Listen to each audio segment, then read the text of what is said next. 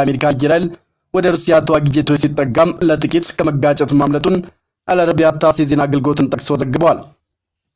ሶሪያ የሰፈረው የሩሲያ ጦር ዋና አዛዥ በሰጡት ቃልም ሁኔታው በጣም አስፈሪ ነበር። በቀጥታ ወደ ከፋ መተላለቅ ሊያስገባ የሚችል ድፍረት ነው። የተለያዩ ቦምቦችና ፈንጆችን የታጠቀው ሱ-30 ተዋጊ ጄት የሩሲያ የስለላ አውሮፕላንን አጅበው በሚጓዝበት ሰዓትም ሁለት የአሜሪካ ኤፍ ተዋጊ ጄቶች በከፍተኛ ፍጥነት እየከነፉ ተጠግተው አቅጣጫቸውን ቀይረዋል። ጥቂት ሰከንዶች ቢዘገዩ ጄቶቹ በቀጥታም ይጋጩ ነበር ሲሉም ተናግረዋል። የሩሲያና አሜሪካ ተዋጊ ጄቶች አንገት ለአንገት ተናነቁ የተባለበት ቦታ ሩሲያ በተደጋጋሚ የእስራኤልን ድንበር የምታንኳኳበት የአሜሪካ ጦር የሰፈረበት የኤስአይኤስ መደበቂያ የሆነው ሆምስ ግዛት ላይ መሆኑ ታውቋል። የሩሲያ ጦር በታስ የዜና ወኪል በኩል በሰጠው መግለጫ የሩሲያ ተዋጊ ጄቶች ለማንኛውም አይነት ትንኮሳ ሆነ ጣልቃ ገብነት አፋጣኝ ወታደራዊ ምላሽ እንዲሰጥ ፍቃድ ተሰጥቶታል። የትላንቱም ክስተት ላይ የአሜሪካ ተዋጊ ጄቶች በፍጥነት አቅጣጫ መቀየራቸው የበለ ምርጫ ነው፣ ከባድ ነገር ይፈጠር ነበር ሲልም የአሜሪካ ጦር እስራኤል ድንበር ላይ ለመፈሳፈስ መዘጋጀቱን ያሳበቀ መግለጫ ነው ያወጣው። የአሜሪካ አየር ኃይል የሩሲያ ተዋጊ ጄትና ሰላይ አውሮፕላን ወደ ሰማይ ሲሰቀሉ ተበላ ብሎም እየከነፈ የሄደው ከሰሞኑ የደረሱበት ተከታታይ ድብደባዎችም ሊደገሙ ነው በሚል ስጋት ነው። ባሳለፍነው ሁለት ሳምንት ብቻ እስራኤልን ለመጠበቅ ሶሪያ ላይ የሰፈረው የአሜሪካ ጦር ሁለት ጊዜም ከባድ የሚሳኤልና የድሮን ጥቃት ተፈጽሞበታል። የመጀመሪያው ጥቃት የተፈጸመው በኢራን አጥፍቶ ጠፊ ድሮኖች ሲሆን በጊዜውም አግራማን ብለው ለጥ ያሉት የአሜሪካ ወታደሮች ከላያቸው ላይ የኢራን የበቀል ሰይፍ ወርዶባቸው ቀጥናው ታምሳለች።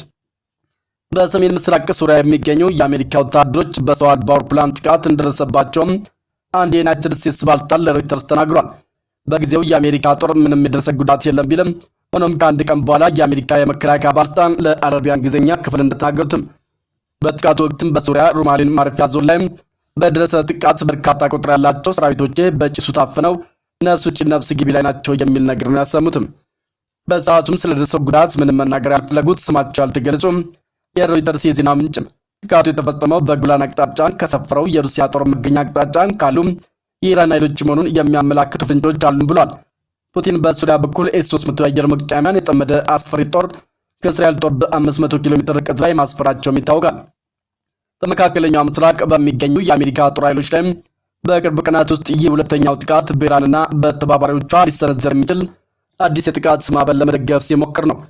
ይህ ጥቃት ሶሪያ ምድር ላይ ከመፈጸሙ አንድ ሰዓት ቀደም ብሎ የሩሲያ ጦር የአሜሪካዎቹ ኤፍ-15 ተዋጊ ጄቶች 10 ጊዜ የሶሪያን የአየር ክልል ጥሰው ገብቷል ሲል ማስጠንቀቂያም ሰጥቶ ነበር።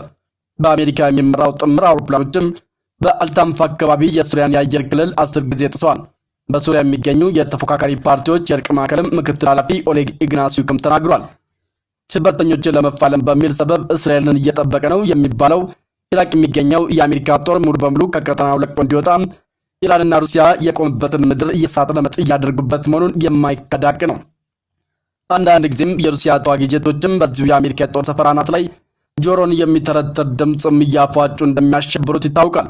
እንደሚታወሰው ከዚህ ቀደም ሁለት የሩሲያ ተዋጊ ጄቶች በጦር ሰፈር አናት ላይ ሲበርም የነበረውን የአሜሪካ ጦር የሚመካበትን MQ-9 ሪፐር ድሮን በድምፅ ንዝረትና በሞተራቸው ሙቀት ወላፈንም ገርፈው ዶግ አመድ አድርገውት ፔንታገን ፑቲን አብዷል ሲል በሕግ አምላክ ማለቱም ይታወሳል። ሩሲያና ኢራን በይፋ ባወጁም እስራኤልና አሜሪካን ሶሪያ ምድር ላይ እየተፋለሙ ነው። ከዚህ ቀደም የእስራኤል አየር ኃይል ወደ ሶሪያ ጥሶ ገብቶም የኢራን ቆንስላ ጽሕፈት ቤት ላይ እሳት አውርዶ ዓለም በሰበር ዜና መቀባበሉ አይዘነጋም። ባሳለፍነው ጁን ወርም የሩሲያ ተዋጊ ጄቶች ከየት መጡ ሳይባል የእስራኤልና ሶሪያን ድንበር የነቀነቀ ዶፍም አዝንበዋል። የሩሲያ አየር ኃይል ይህንን አስደንጋጭ የተባለለትን ድብደባ የፈጸመው የእስራኤል አየር ኃይል ራፋ ላይ ዘግናኝ የተባለውን ጥቃት መፈጸሙ ከተሰማ በ12 ሰዓታት ልዩነት ውስጥ ነበር። ጠቅላይ ሚኒስትር ቤንያሚን ኔታንያሁ በቀጥታም ለፑቲን ደውለው ከጠላት ጋርም እንዴት ያብሩብናል ብለው መማጸናቸውም አይዘነጋም። በዚህ ላይ ነው ዩክሬን ውሃ በላት ያስባለው ዜናም ከጥቁር ባህር የመጣው። በሩሲያ የማይደራደረው የቤላሩስ ጦር 120,000 የዩክሬንና ኔቶ ቅጥረኛ ጦርን ወደ ድንበር መላኩን ተከትሎ የሀገሪቱን 1/3 ወይም ደግሞ 300,000 የሚጠጋ ሰራዊት ያቀፈ ግዙፍ ጦር ማንቀሳቀሱን ወዳጅም ጠላትም ይወክልኝ ብሎ ሩሲያን አደማው እያሉም ጉር የዘገኑትን ኮሜዲያኑ ፕሬዝዳንት ቮሎዲሚር ዜሌንስኪን የቆሙባት ምድር ስትከዳቸው የአሜሪካ መሩ ኔቶን በቁም አድርጓል። ወደ ዩክሬን ልዘምት ነው ሲል ከሁለት ቀናት በፊት ልብን ቀጥ የሚያደርግ ጉድ ያሰማው የቤላሩስ ጦር የብረት ሰልፍ የሰራ ታንከኛ ጦር ሚግ-8 ተዋጊ ሄሊኮፕተር ሩሲያ ሰራሽ ተዋጊ ጄቶችን አስከትሎ ወደ ዩክሬን ድንበር ያለውን ጦር ይበልጥ ማጠናከሩን አስታውቋል። ለዩክሬንና ኔቶ መርዶ የሆነውን ዜና ያሰሙት የፑቲን የምንጊዜም ወዳጅ የሚባሉት ለአሜሪካ ምሩ ኃይልም ቅንጣት ታክል ፍርሃት ያልፈጠረባቸው የቤላሩስ ፕሬዝዳንት አሌክሳንደር ሉካሼንኮ ትላንት እሁድ ዕለት እንደተናገሩትም ዩክሬን ከ120,000 በላይ ወታደሮችን ከቤላሩስ ጋርም በሚያዋስናት ድንበር ላይ ማስፈራን ደርሰንበታል። ይህን ተከትሎ እኛም የአገሪቱን 1/3 የሚጠጋውን የታጠቀ ኃይልም በድንበሩ ላይ እንዲሰማራ አድርገናል ማለታቸውን የቤላሩስ ቤልታ የመንግስት የዜና አገልግሎት ዘግቧል። የቭላድሚር ፑቲን ጠንካራ አጋር የሆኑት ሉካሼንኮ በኦገስት 6 የዩክሬን ጦር ወደ ሩሲያ ያደረገው ወረራ ለዩክሬናውያን ከአሁኑ የከፋ ጊዜን እንደሚያመጣ አልጠራጠርም ያሉት ሉካሼንኮ በዚያ ላይ ቆመው የዩክሬን ኃይል ወደኛም ድንበር የትንኮሳ ጥቃቶችን ፈጽሟል። ወደ ጦርነቱ መግባት አልፈልግም፣ ለከነካን ግን ወደኋላ የማይባልበትን ግዙፍ ጦርነት ለማድረግ ጦራችን በማንኛውም ሰዓት ዝግጁ ነው ብለዋል። አሌክሳንደር ሉካሼንኮ ይህንን ሲሉ የሩሲያ ጦር ወዲያውኑ አንድ መግለጫ አውጥተዋል። መግለጫውን ቤላሩስ በቀጣይ ታህሳስ ወር የሩሲያን ፈጣን ተዋጊና ቦምብ ጣይ ተዋጊ ጀትን ሱ-30 እና አጥቂ ሄሊኮፕተሮችን ታገኛለች የሚል አደገኛ መግለጫ አውጥተዋል። በነገራችን ላይ አሁን ሩሲያ ለቤላሩስ ልትሰጥ የወሰነችው የተዋጊ ጀት የቭላድሚር ፑቲን አውሮፕላን ከአንድ ሀገር ወደ ሌላ ሀገራት ሲጓዙም የሚያጅብ ደከመኝ ሰለቸኝ የማያውቅ አየር ላይ በመገለባበጥም ማንም የማይደርስበት በፍጥነትም ከሚጋዘጠኝ ውጪ ጫፉ የማይደርስበት ሰላቢ የሆነ ንስር ነው።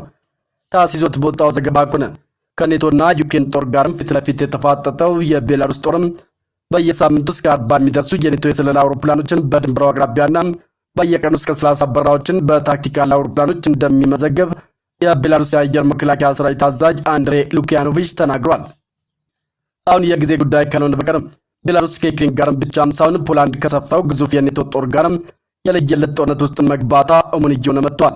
ከሁለት ቀናት በፊት የሩሲያ የቁርጥ ቀን አጋር ኒውክሌር ሚሳይል የታጠቀው የቤላሩስ ጦር ወደ ዩክሬን ጥሶ ሊገባ መሆኑን ሁሉም ይወቅልኝ የሚል ዘለንስኪን በቁም ያስቃዠን የኔቶ ንብር ክብር ያስባላይ ጉድም አሰምቶ ከተፍ ማለቱም ይታወቃል። ከሳምንት በፊትም የኔቶን ድሮን ሰማይ ላይ ያጋየው የቤላሩስ ጦር ከዩክሬን ድንበር ጦር የሚታየው ትንኮሳ ስጋት ስለፈጠረብኝ ፈጣን ወታደራዊ እርምጃ ልወስድ ነው ብለዋል።